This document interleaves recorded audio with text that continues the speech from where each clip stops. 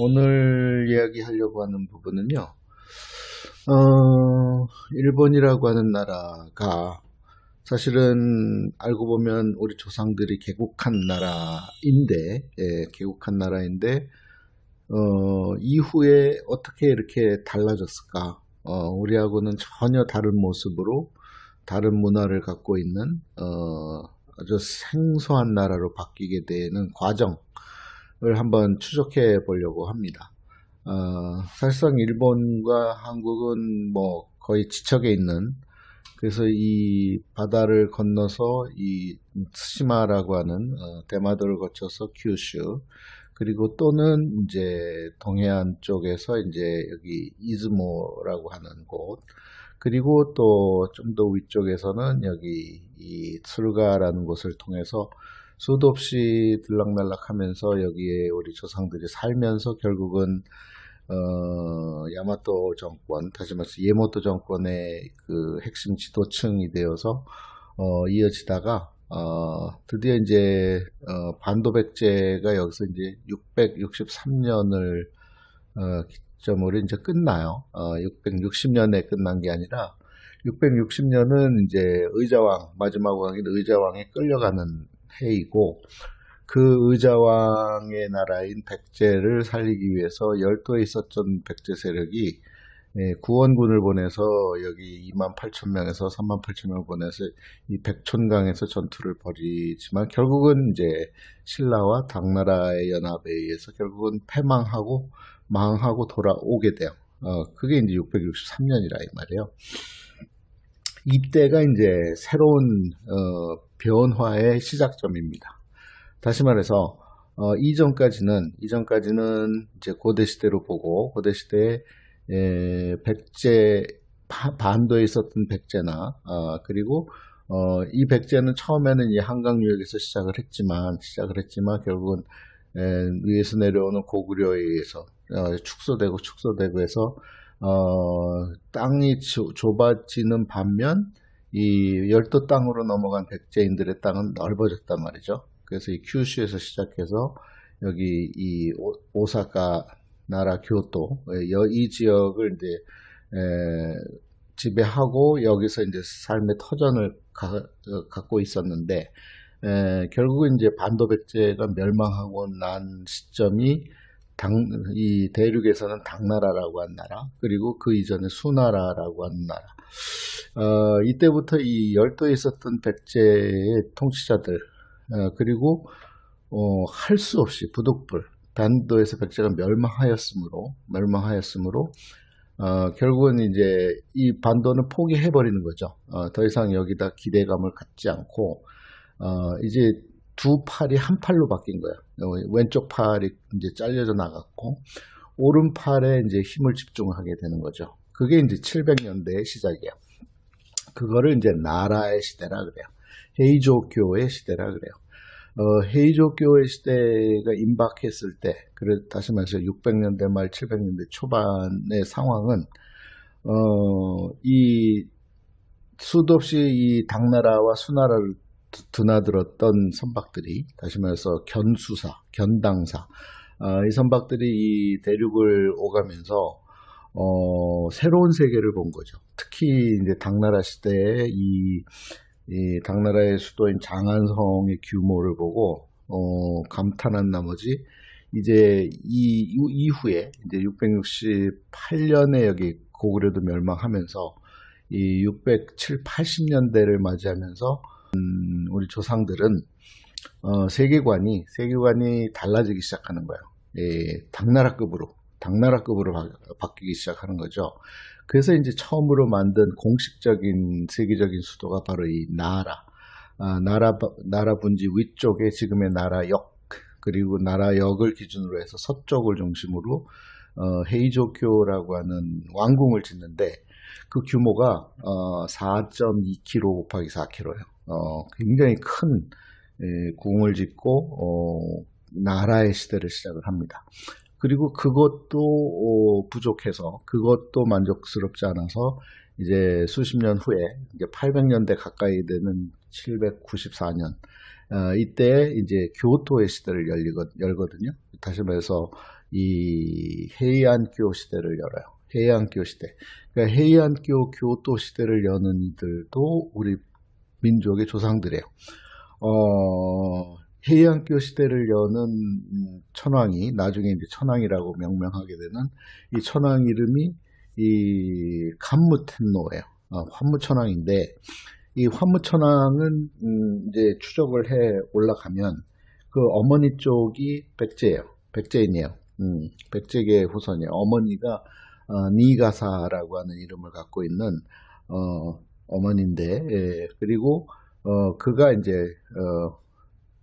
텐지텐노의 후예인 그 남편하고 결혼을 해서 그래서 이제 환무천황이 태어나는데, 그래서 이 환무천황이 백제인의 후손이라는 거를 이 나중에 2000년대 초반에 이 현대 2000년대 초반에 지금의 천황의 아버지죠.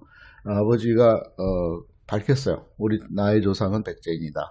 뭐 우리 입장에서는 당연한 걸 얘기를 한 건데 이제 일본에서는 난리가 난 거죠. 그런 이제 발표까지 이제 천황가는들 가슴속에 그들의 고향은 서쪽, 이 일본 열도의 서쪽인 이 한반도라는 거예요. 그런 생각을 갖고 있었고 지금도 갖고 있는데, 자 이제 민간인들은 663년에 열도에 있었던 반도에 있었던 백제가 멸망을 하니까 새로운 지도층으로 등장하는 이 후지와라시 가문 때부터는 이제 여긴 지워버리는 거죠. 예, 반도는 지워버리고 새로운 시대를 열기 시작하는 거예요. 그게 이제 700년대 헤이조교 시대의 개막입니다. 그러면서 언어가 바뀌기 시작해요. 이제 일본어라고 하는, 지금 현재 사용하고 있는 일본어라고 하는 언어가 문자화되어서 사용되기 시작을 한단 말이에요. 이 언어는요, 그다지 오래 걸리지 않아요. 새로운 언어를 습득하고 그 이전의 언어를 잊어버리는 데에는 그다지 오래 걸리지 않습니다. 우리가 36년 일제 치하에 있었음에도 불구하고 지금도 그 일본어를 할 수 있는 한국인들, 어머니, 아버지들, 할아버지들이 상당수 계셔요. 언어는 금방 배웁니다. 더더구나 일본어는 한국어하고 어순도 똑같고 문법도 똑같고 관용구도 똑같고 속담도 똑같고 이 생각하는 것이 똑같기 때문에 단지 발음만 다르다. 좀 심하게 얘기하면 그렇게 얘기할 정도로 유사합니다. 한국어하고 일본어는. 단지 일본어에는 한자를 많이 쓰니까 지금 세대들은 어려워하지만 이전에 어른 세대들은 이 한자를 늘 썼기 때문에 더더구나 일본어 배우기 굉장히 쉽습니다. 그래서 언어가 달라졌기 때문에 급격히 문화가 이제 달라지기 시작을 하는 거죠.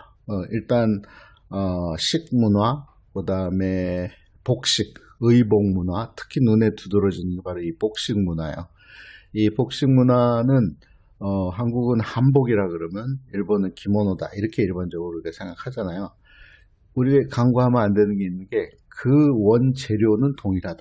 그 원재료는 한반도에서 넘어가서 그 직조기술, 삼배 짜는 거, 이 누에고치에서 시작해서 이제 옷이 나오는 과정이 한국이나 일본이랑 똑같아요. 또 한국의 그 왕골 갖고 이제 뭘 만드냐면 화문석을 만들잖아요.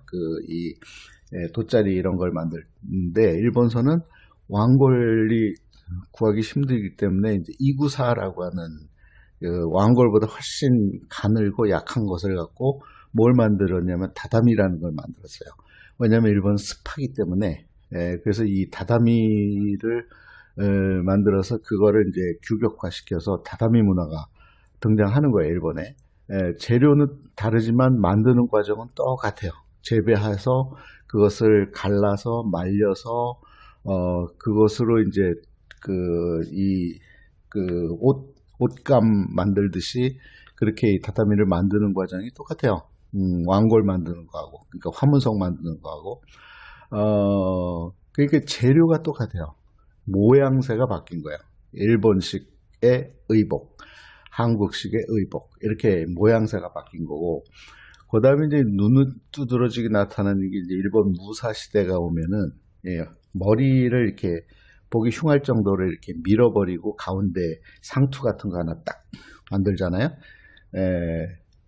그것을 이제 뭐라 그러냐면은 촌마개라 그래요. 촌마개.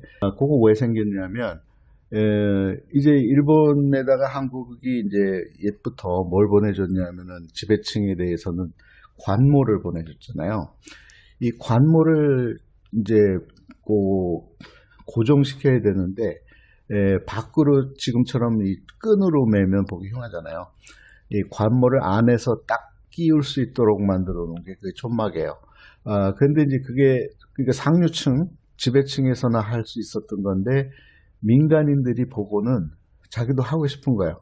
이게, 조금 비유가 맞을지 모르는데, 한국에서 제사문화, 조상제사문화가 있죠. 조상제사문화는 왕실에서 하던 거란 말이에요. 왕실 쪽에서 하던 건데, 민간인이 보고, 왜 니네들만 해? 우리도 하자. 우리 조상도.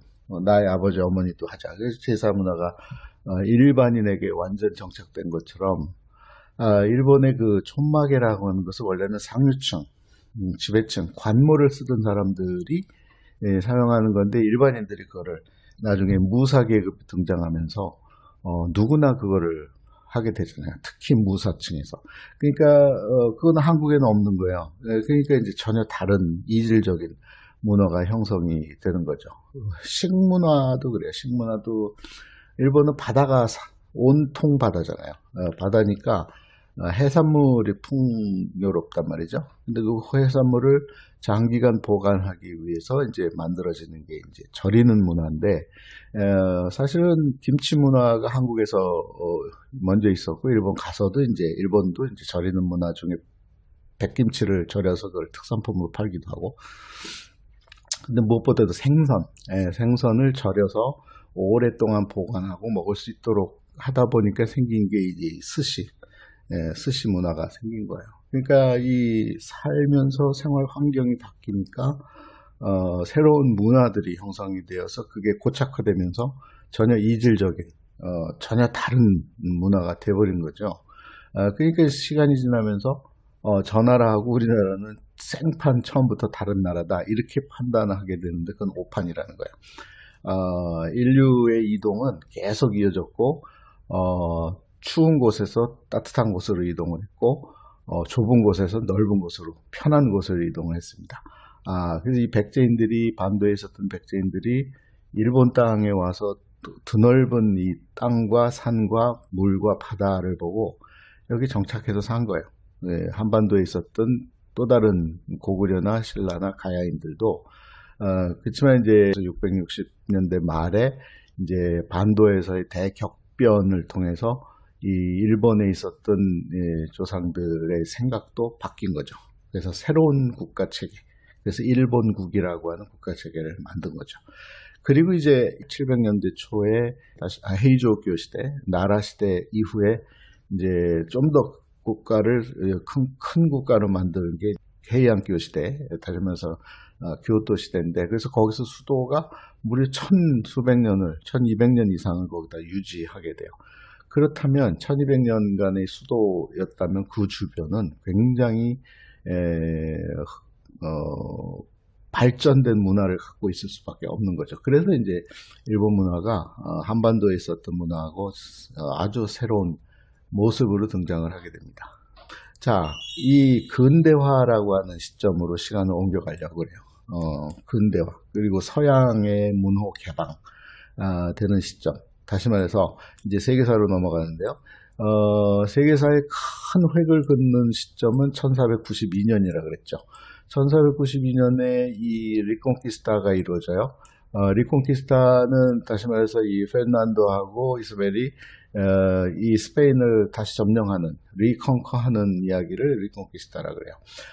리콘키스타를 통해서 1492년부터 이제 지배를 하면서 그 해에 1492년에 스페인에서 바로 이 크리스토퍼 콜럼버스가 이제 항해를 시작을 하죠. 항해를 시작을 해서 원래 목적지는 사실은 이렇게 해서 인도를 가야 되는데 인도는커녕 이 반대쪽으로 가서 여기를 발견했단 말이죠. 중앙 아메리카를 발견했단 말이죠. 그리고 보니까 여긴 뭐 엄청난 땅이 있는 거예요.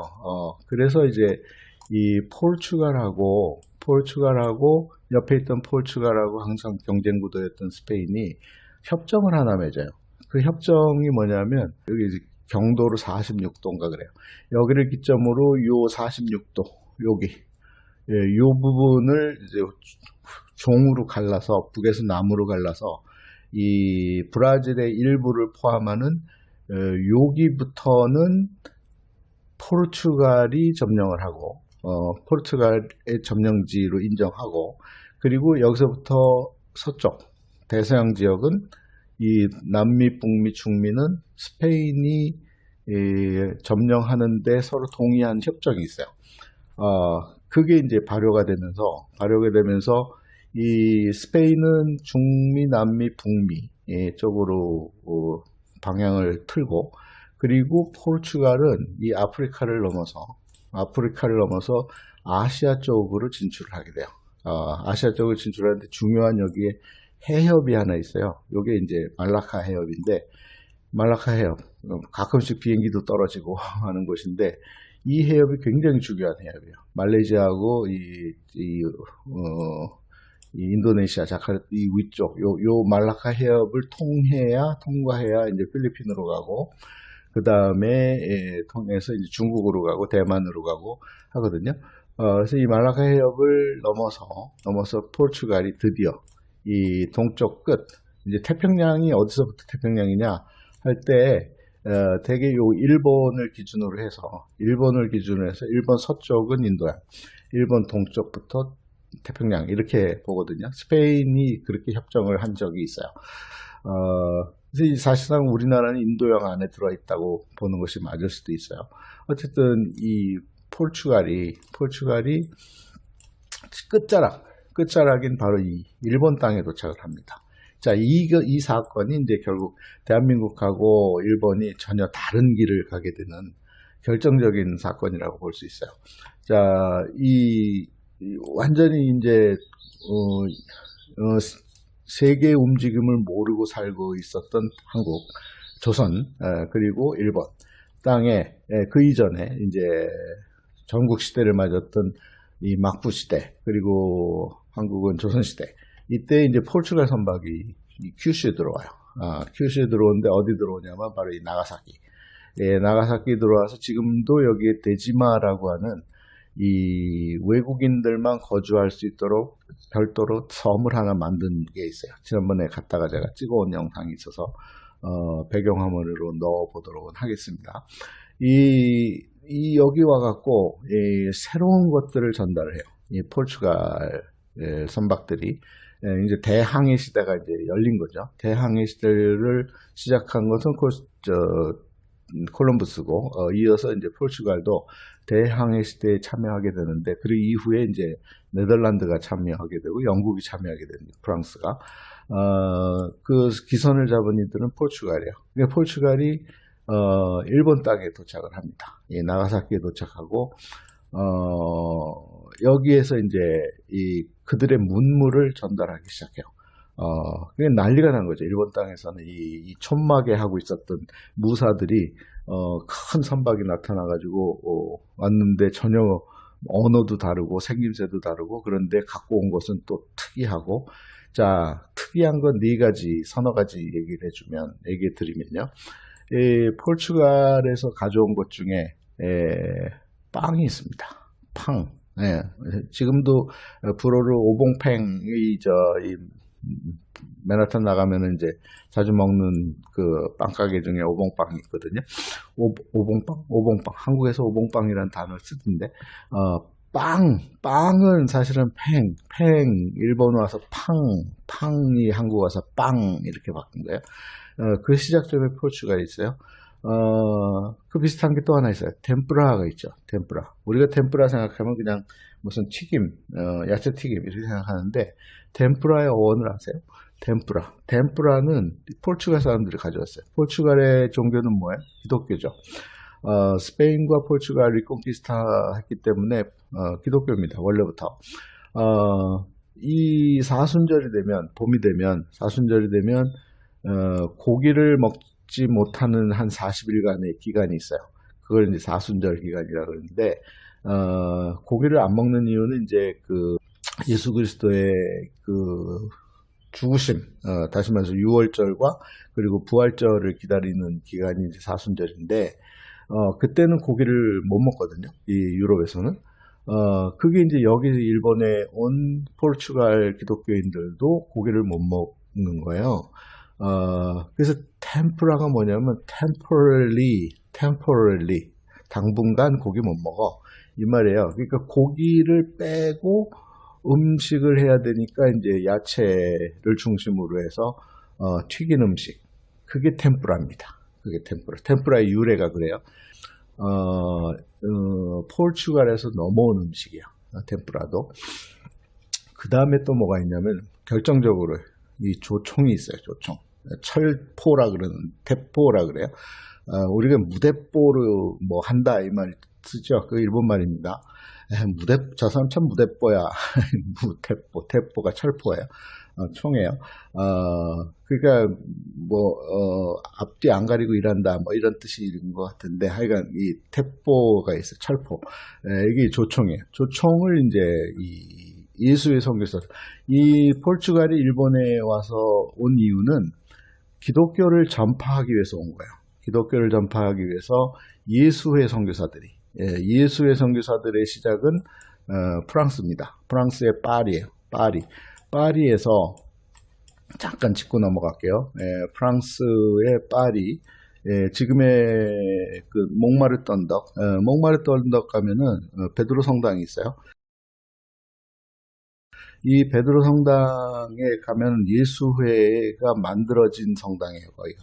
예수회 시작점에 누가 있냐면요, 이 스페인 사람이 있어요. 스페인 친구들과 이제 몇 명이 이제 만든 게 이제 예수회인데, 그 예수회 선박이 이 포르투갈을 통해서 바로 일본에 오게 되는 거예요. 일본에 와서 일본에 기독교를 전파하러 온 거예요. 왔을 때 갖고 온 것들이 바로 그런 것들이에요. 빵, 조총, 이런 거예요. 근데 무엇보다 이 조총이 이제 결국 일본을 굉장히 큰 변화를 주게 되고, 이 조총을 받아들이는 게 바로 이 오다 노부나가. 그러니까 오다 노부나가보다 더 힘이 센 게 다케다 신경이거든요. 잽이 안 돼요. 다케다 신경이 훨씬 강력합니다. 그런데 오다 노부나가가 다케다 신경을 이길 수 있었던 건 바로 그 조총이에요. 이 조총이 이제 여기 들어와서 여기서 이제 전투에 도입이 됩니다. 그러면서 이 오다 노부나가 급히 이제 뭐라 그러나, 정적에 의해서 제거되면서 그 다음에 등장하는 게 도요토미 히데요시잖아요. 이 도요토미 히데요시가 전국을 통괄하기 위해서 이 무력 세력을 어떻게 좀 컨트롤하기 위해서 일으킨 전쟁이 바로 여기, 바로 임진왜란이에요. 임진왜란. 그러니까 여기 넘쳐나는 그 무신 세력들, 정적들을 힘을 모아서 이 조선 땅에다 보낸 거예요. 조선 땅에다 보내서 거기서 죽든지 말든지 하여간 이 시선 집중을 이 조선을 통해서 명나라를 침공한다, 뭐 이런 취지로 이제 진행한 게 이제 임진왜란이잖아요. 그때 이 조총이 이제 한국 땅으로, 조선 땅에 와서 조선에 있는 우리 민족의 조상들을 수도 없이 죽인 거야. 그 시작점에 포르투갈이 있다는 거죠. 아이러니죠. 어쨌든 그래서 이제 전국시대 때에 외국인이 들어오기 시작을 해요. 포르투갈이 먼저 들어왔고, 그 다음에 이제 이 대항해 시대가 어떻게 기우냐면 스페인의 시대, 포르투갈의 시대, 그리고 그 다음에 드디어 이 네덜란드의 시대가 와요. 네덜란드가 조그만 나라이고 별게 아닌 나라인 것 같지만 이 배경에 누가 있다 그랬어요? 유대인이 있다 그랬잖아요. 여기 있었던, 스페인에 있었던 세파르드인계 유대인들, 다시 말해서 권력, 경제력, 특히 경제력을 갖고 있었던 이 지식층 그 세파르드인계 유대인들이 네덜란드로 옮겨가요. 왜냐하면 네덜란드는 마침 여기 이제 종교개혁이 일어나면서 유대인들에 대한 압박이 그렇게 심하지 않았거든요. 나중에 이제 지금 우리가 아는 그 베네룩스 3국, 이 베네룩스 3국이 생기기 전, 생긴 이유도 바로 구교와 신교 간의 대립이에요. 가톨릭과 개신교 간의 대립이라서 이제 처음에 네덜란드는 이 세 나라를 다 통괄하는 게 네덜란드인데, 이제 결국은 이제 프랑스가 이제 이 기독교 세력이잖아요.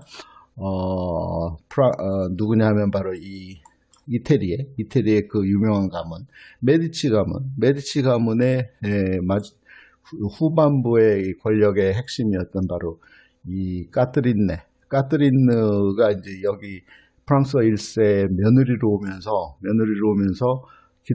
개신교를 탄압하기 시작해요. 탄압하기 시작해서 일어난 사건이 프랑스 파리에서의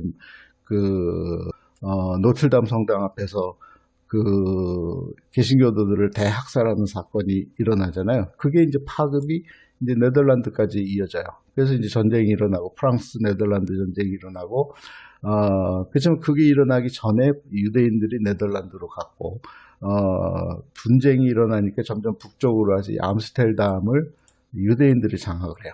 그리고 여기서 이제 최초의 증권거래소도 만들고, 그 다음에 신용이라는 것도 등장하고 하면서 이제 세계의 경제 질서가 새로운 판도를 이루죠. 이 동쪽에 있었던 세파르딘 말고 아슈케나지계 유대인들도 대거 네덜란드로 몰려오기 시작합니다. 유대인들이 이 네덜란드에 와서 상업을 흥황케 했기 때문에 이제 네덜란드의 대항해 시대가 온 거예요. 그래서 네덜란드에서 수많은 선박이 이전에 이 스페인이나 포르투갈에서는 만들기 힘든 저가의 선박들을 대량 생산합니다. 대량 생산해서 네덜란드에서 전 세계로 이제 선박들이 나가면서 전 세계를 개척하기 시작하죠. 그거 알고 계세요? 이 네덜란드가 간 곳이 이만저만한 곳이 아니에요. 여기도 다 넘어서 오스트레일리아, 뉴질랜드도 질랜드라 이 말이에요. 질랜드가 바로 네덜란드거든요. 뉴질랜드, 그러니까 새로운 질랜드는 좋은 말은 아니에요. 질랜드는 이제 저지대라는 뜻이거든요. 뉴질랜드도 개척하게 되고, 그 다음에 오스트레일리아는 이제 영국이 개척을 하게 되는데, 얘기가 샜습니다만, 그래서 이제 이 네덜란드가 이제 드디어 일본 땅에 오게 돼요. 그러니까 포르투갈 다음으로 이 네덜란드가 똑같이 이 큐슈에 도착하게 돼요. 큐슈에 도착해서 아까 얘기했던 데지마라고 하는 곳에 정착하게 됩니다. 그런데 포르투갈의 사람들이 전해주지 않았던 전혀 새로운 또 다른 것들이 이제 네덜란드를 통해서 전달이 돼요. 특히 의술, 해부하는 기술, 해부술, 그 다음에 또 선박 만드는 방법, 또 거래하는 방법, 그리고 중국에서 가져오는 도자기, 뭐 이런 엄청난 것들을 이제 네덜란드 상인들이 이 큐슈를 통해서 갖고 오니까 이 일본 막부에서는 겁이 난 거죠. 조총도 갖고 왔고 이전에, 그리고 새로운 신문물들이 자꾸 들어오니까 안 되겠다 싶어서, 그리고 기독교가 들어오니까 이 쇄국 정책에 들어갔어요. 쇄국 정책에 들어갔다가 이제 드디어 1800년대가 되면서 개화 작업에 들어갑니다. 개화 작업 너무 오래 했는데, 개화기 때부터 이야기는 다음 편에 해보도록 하겠습니다. 오늘은 여기까지만 하겠습니다.